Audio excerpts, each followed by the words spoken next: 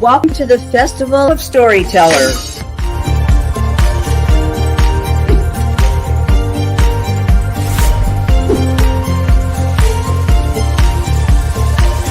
I thank everybody that's involved with this process because we know writers need readers and writers need publishers.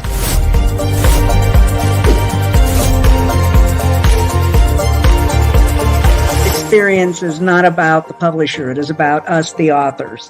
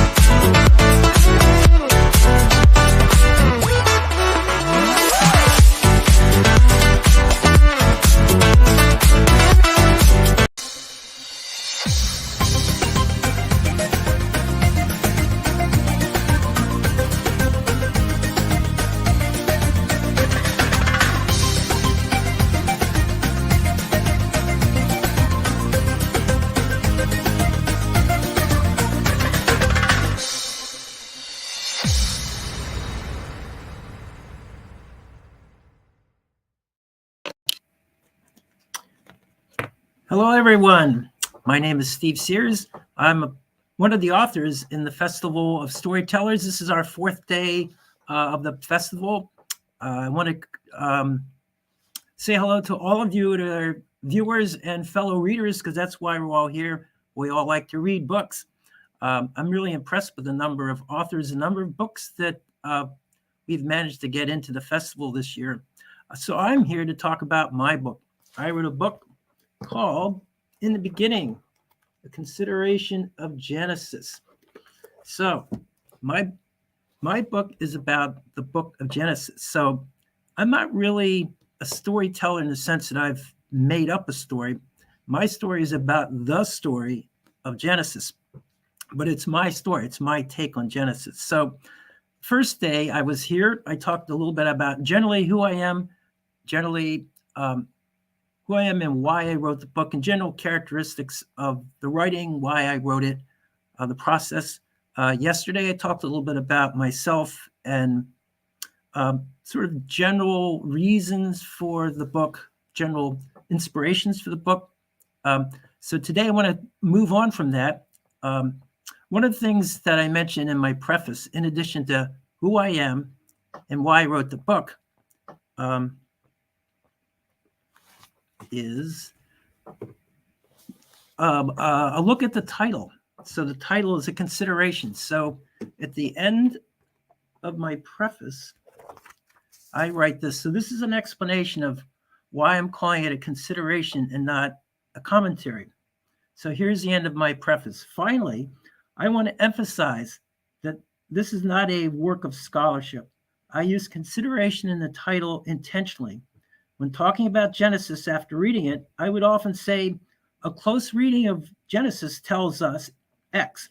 I think we as readers of Genesis can glean much from simply reading the text closely and carefully. That is all I wish to do here in this book. The image I have of writing this book is not of some scholar poring over different commentaries, weighing and analyzing interpretations. It is Jacob one night wrestling with God, refusing to let go until God finally deigns to bless him. I and the reader, we are going to grab hold of Genesis, take a close reading of all the texts, and wrestle out what meaning we can. But remember, the guy who's doing that, that's me, is still that, yeah, but what about kid all those years ago in Sunday school? Because that's who I was. When I used to go to Sunday school, we'd be talking about something, I'd raise my hand. Thank you. Love comments. I'd be the kid that raised his hand and said, yeah, but what about, what's so bad about Adam? Why did God put a tree there when he gave him everything? Why was it such a bad thing that he tried out the tree? Why is it such a bad thing that Eve didn't tempt him. Eve thought she was doing something good. So I'm the kind of person that wrote that book. So I also want to talk a little bit briefly about my introduction. The introduction was sort of an entree into the book, especially if people weren't that familiar with the Bible. I had one main thing. Woo, happy to see you again. Returns. Good. I had one main point I wanted to make in the introduction, and that was a main premise. So I'll talk in a little bit about one of the characteristics I see of Genesis that I love is the fact that if you look closely, you're not going to find any religion. There's nobody doing anything that looks like practicing religion, prophesying, evangelizing. You won't find anybody doing that in Genesis. But here's what I see. The whole Bible, yeah, thank you. Love the comments. What I see, if you look at the whole Bible, so this is what I say in the introduction. If you read the whole Bible and somebody asked you to say, okay, summarize the Bible in one sentence, here's what I would say. I would say the Bible is the story about the relationship between humans and God and how it either continues or it falls. Or as I like to put it, people are either of God or off God. And Genesis shows us lines of genealogy to either carry with God or away from God. And we see that all through the Bible, all through the Old Testament. Thank you. Comments, I love it. Yeah. You see the Israel nation either going with God or falling away. The prophets try to warn them to don't forget about God, don't forget about the covenant promises, but humans have a tendency to not be able to do it. So that's pretty much I look at the whole book of Genesis with the framework of where are we with God? Are we with God? Or are we away from God? So that leads me to the first chapter of my book. So when I was reading Genesis back in 2012, 2013, as I'm reading, I'm thinking, I see these general themes coming kind of intermingled throughout the book. They keep reappearing. I at some point started to have a list. Now, remember, I thought about all these things without ever writing them down. I never wrote a book until 2021, but I had been thinking about them for a long time. So all these years I thought, the 10 things you need to know about Genesis. Well, when I finally wrote them down, there were 12 of them. So here they are. I want to talk about them. So as soon as I find them here. So the 12 things you need to know. So the first thing, yes, consideration. So first thing I wanted to talk about, one of these things as a kid that used to bother me was the whole notion of the creation versus the theory of evolution.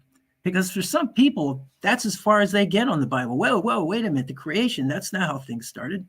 There's this whole scientific, well-documented theory of evolution that explains it. Why are we wasting our time with the creation? So that was the first thing I wanted to look at. And so one of the things I put down is, in my view, the creation and the theory of evolution are the same story. It's just the same story told in different ways. One's told in the garment of science, and the other is told in the garment of a story. But they're the same story. And so we look at that. The story is that it happens in levels or stages. Both of them have that. Each stage goes from simple to more complex. The end of the process is human beings are at the end of each chain. All those things are similar. In fact, there's things about the creation story that evolution doesn't talk about. The other thought I've always had about the two of them, if you look at the two of them together, I've always felt, so one of the big principles of the theory of evolution is the whole theory of natural selection, how there's the traits that come forward are the things that are most useful for the survival of the species. Well, I think one of the chief traits that for the survival of the species is in fact this idea of God. I think God might be the saving grace that humans will have, because if people get along, if they live in peace, they're going to have a better chance of surviving as a species than if they're killing each other. More comments. I love it.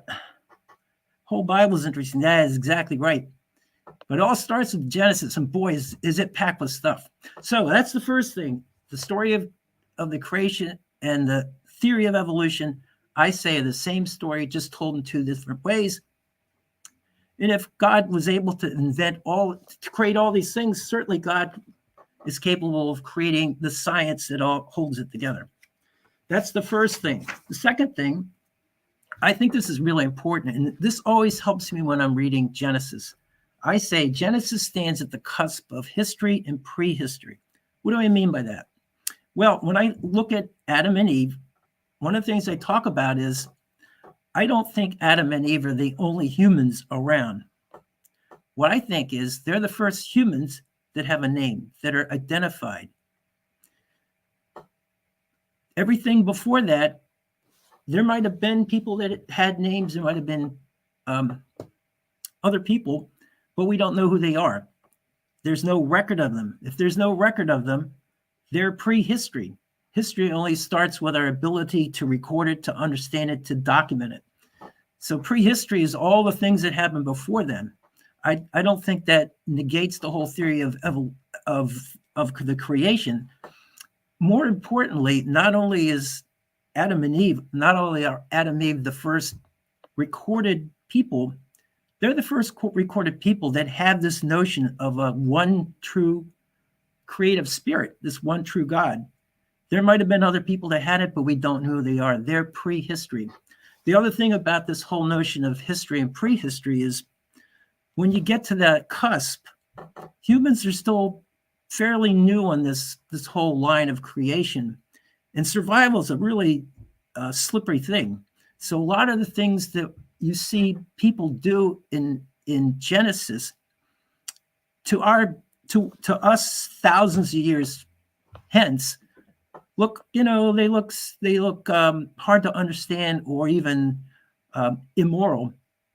But if you were in the moment back then, your survival was pretty slippery, and so it explains some of the things. Probably the best example of that, and I'll throw that out. This is one of the stories you don't hear. One of the stories you don't hear about Genesis happens after the destruction of Sodom and Gomorrah. Sodom and Gomorrah have been utterly destroyed. Abraham gets the two angels that come to warn him about it. Aha, more comments. I love it. More comments. So here's what I argue. I argue that, well, this is what the story is. So after this destruction of Sodom and Gomorrah, Abraham has warned Lot it's going to happen. The angels come and tell Lot, look, you got to get out of here. Well, first they investigate, and everything that God heard about Sodom and Gomorrah is true in spades. So the angel's like, okay, we're destroying this place, and we're warning Lot, just as a favor to Abraham. Well, Lot takes his time getting out, but he finally gets out. He goes to Zoar. Zoar is in such bad shape, he's now in a cave with his two daughters. That's it. So as far as Lot and his daughters go, they might be the last people on earth. Because remember, this wasn't all that long ago since the flood. People are still aware that the flood had practically destroyed human beings forever. So as far as they know, they might be the only people left. So somehow in this cave, there's wine.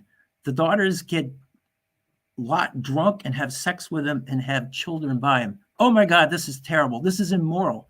Well, if you think about the survival of the human race, that maybe, or the survival of your family name, which is what I think the daughters were thinking about. They had intended husbands who decided not to come when they left Sodom.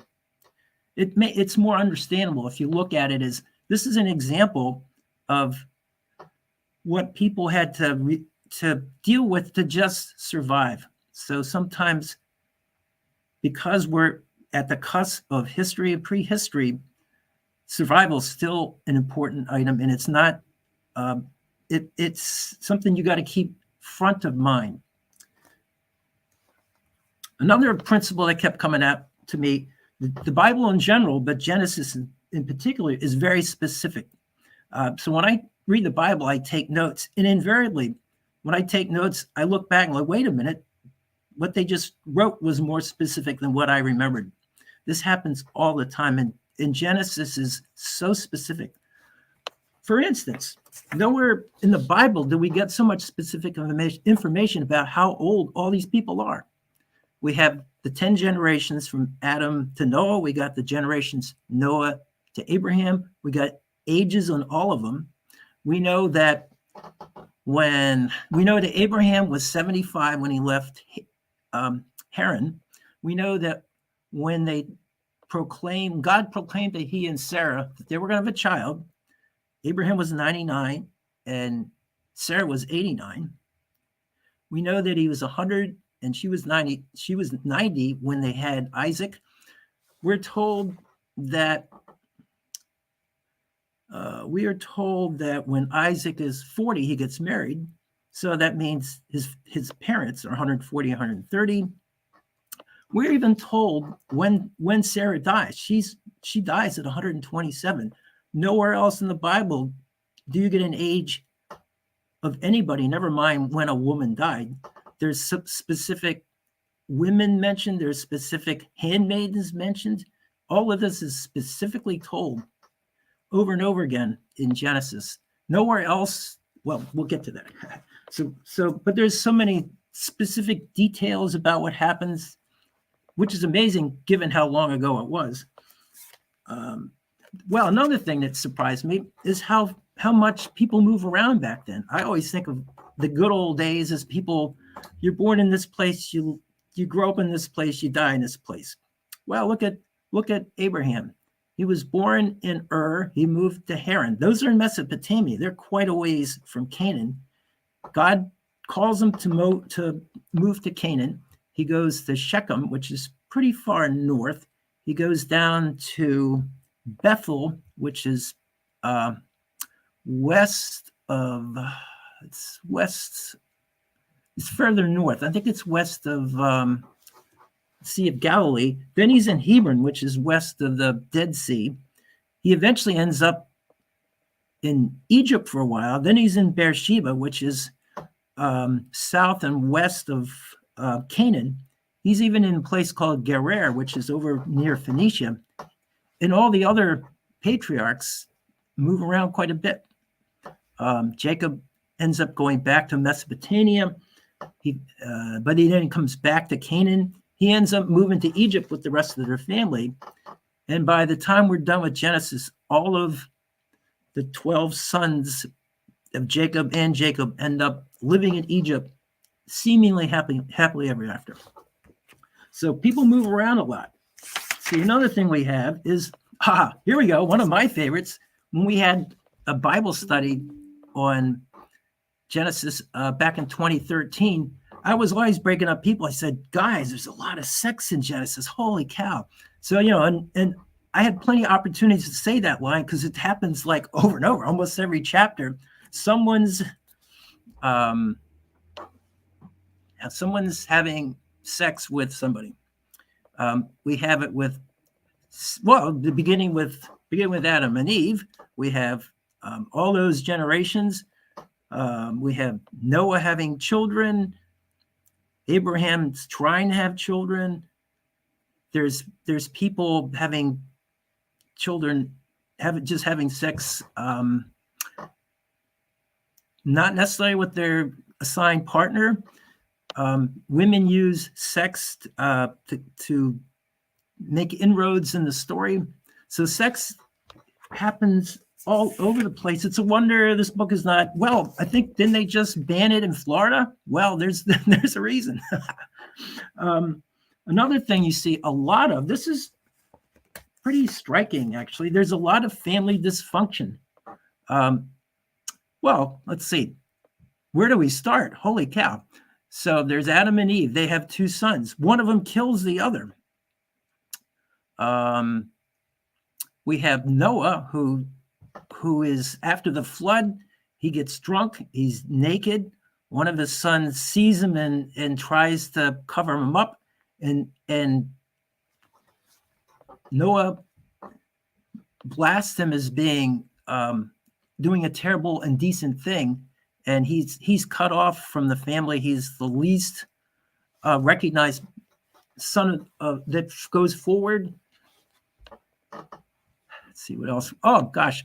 Well, you've got the two twins who first Jacob steals his birthright, then he steals his blessing. It just goes on and on. There's so much family dysfunction. It goes on and on. And it's a major factor in Genesis. And gosh, I guess we still have that, don't we? Here's another thing I love about Genesis. All the men are bent. They're all flawed. Starting with Adam, who couldn't keep the one thing they asked him to do, he couldn't do. You got Noah getting drunk right after they survived the flood. Abraham does some pretty odd things when he goes to different areas and tells the leaders, "Oh, this woman, she's my daughter, she's my sister. She's not, she's just my sister," and gets in a lot of trouble for doing it. All these people do all kinds of hard to think, just not very smart things.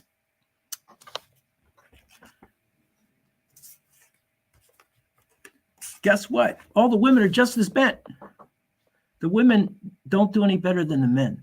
The women fight with each other. They, you've got Sarah throwing out the very maid she gave Abraham to have a son with. She gets rid of and makes him throw him. She basically makes him leave with not much forewarning. You have, gosh, there's so many things. The women just they're just as bent. But the other thing I really like about Genesis, over and over again, women find a way to affect the story. And it's pretty amazing considering we're talking about a really patriarchal society, but women find a way. Look at Leah. Leah is not only, she's the oldest daughter, but she's not very pretty. Genesis says she's got weak eyes, but that's just the euphemism for she was not very pretty. So what does she manage to do? She manages to convince her father that when Jacob has worked 7 years, give him me, don't give him Rachel. So Jacob hates her, but she gives him daughters every time. And what's interesting is Genesis over and over says Leah prayed to God and God made her fertile and gave her daughters. It's not really clear Rachel ever accepted the God of Abraham.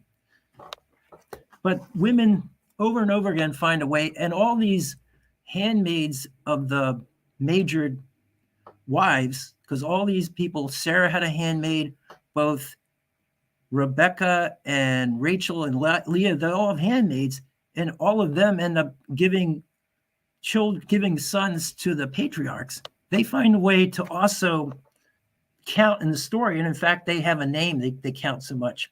So women find a way to affect the story. Probably my favorite thing is Abraham stands over the whole Genesis like a colossus. He is the moral center. We lose God from the beginning with Adam. By Noah, it's so bad that God blows it up with a flood. Not long after that, there's Babel. Think people are moving away from God, so God confuses them. My cat is here to help here. And even at the time of Abraham, Abraham's father was an idolater. He believed in idols.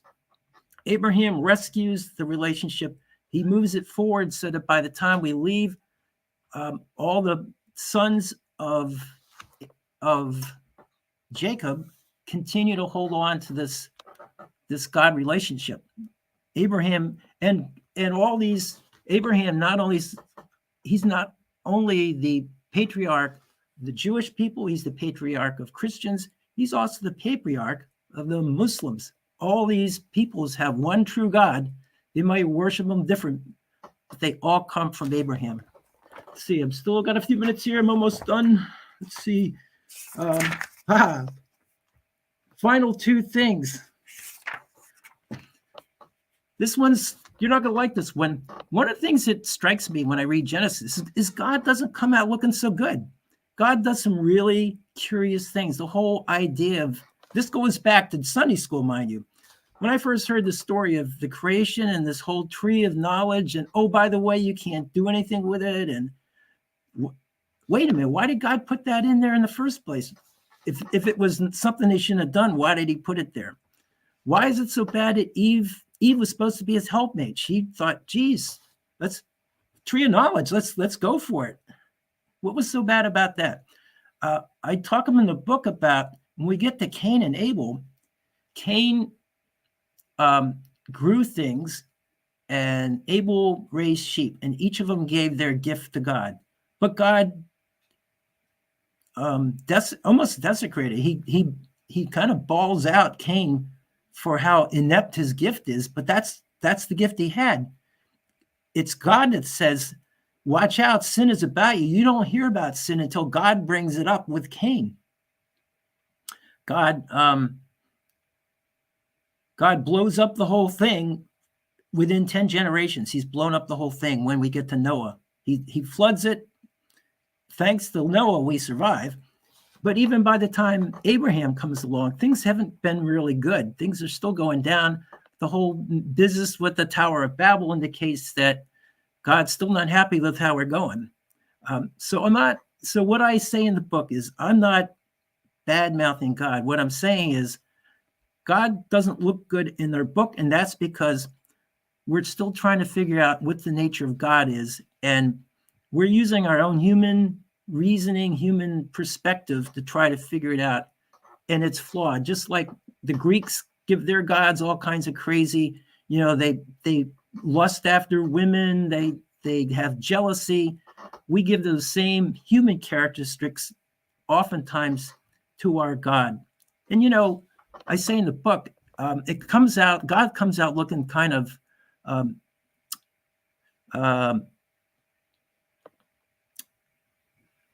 what's the name? It's first, everything's great, everything's bad. We love our people. We hate them. We love the creation. We're gonna blow it up. So I say we're still trying to figure this relationship out, but if you look at God from just his perspective, Genesis, he doesn't always look all that good. The final thing, it was the last thing it hit me, and it hit me like a ton of bricks. The last thing it hit me is, if you look carefully at Genesis, there's no religion. There is nothing remotely like religion. If you look at Abraham, he's not a prophet. He doesn't go proselytizing or not eulogizing, but he doesn't promote a religion. He's not doesn't have visions. He's not a prophet. He doesn't do anything that looks like a religion as we know it. And nobody else does either. Jacob doesn't do it. Isaac doesn't do it. We get to Joseph. All of them just live their lives with this central relationship with God. That's all it is. There's nothing else there. But because they hold on to it, people see it. This is the big thing with Abraham. He goes, I'll talk more about Abraham tomorrow. I'm going to spend a lot of time on Abraham. He's my favorite. But the thing that's great about Abraham is he never says what a great person he is. But while you read the book, you watch everybody respects Abraham because he lives a completely moral life. And I'm going to read some long sections in my book about Abraham because he lives a very human life. For starters, if you want miracles, look at Moses. Look at the Gospels. There's no miracles with Abraham. God doesn't do flips to get him out of situations. He lives a human life. He gets in trouble with some of the autocrats of the day. See, I still got some time here. He survives the Sodom and Gomorrah business. He has to deal with famines. He has to move around a lot. He lives and interestingly, from the time he leaves Haran till throughout the entire rest of the Old Testament, he owns nothing except the field and the cave that he buries Sarah in. He never owns any property. He has no titles. He doesn't stand over any man. He's the eternal alien. He lives as an alien all those years, and yet he gets along with his neighbors. He finds a way to do it. And tomorrow we'll talk about how he does that, because Genesis is very specific about how he does it. And it's possible today. If we use the same principles that Abraham did, living with his neighbors, we could still do it. For instance, here's what should happen. Israel should annex the West Bank. They should annex the Gaza Strip. They should make all those Palestinians equal citizens of Israel. The Israel police state and their army should be protecting these people instead of killing them. Because they're all Palestinians. Nobody wants them anywhere in the Arab world. They're just like the Israelites. The Israelis, nobody likes them either. They're kind of in the same boat. They've been living in this area the same time. You've already reached 32 minutes. Well, I think they want me to leave. So thanks for coming. Tomorrow I'll be here at 2 to 2:30 talking about Abraham. This is my book, In the Beginning, The Consideration of Genesis. Hope you enjoy these sessions, and I look forward to seeing you tomorrow. Goodbye.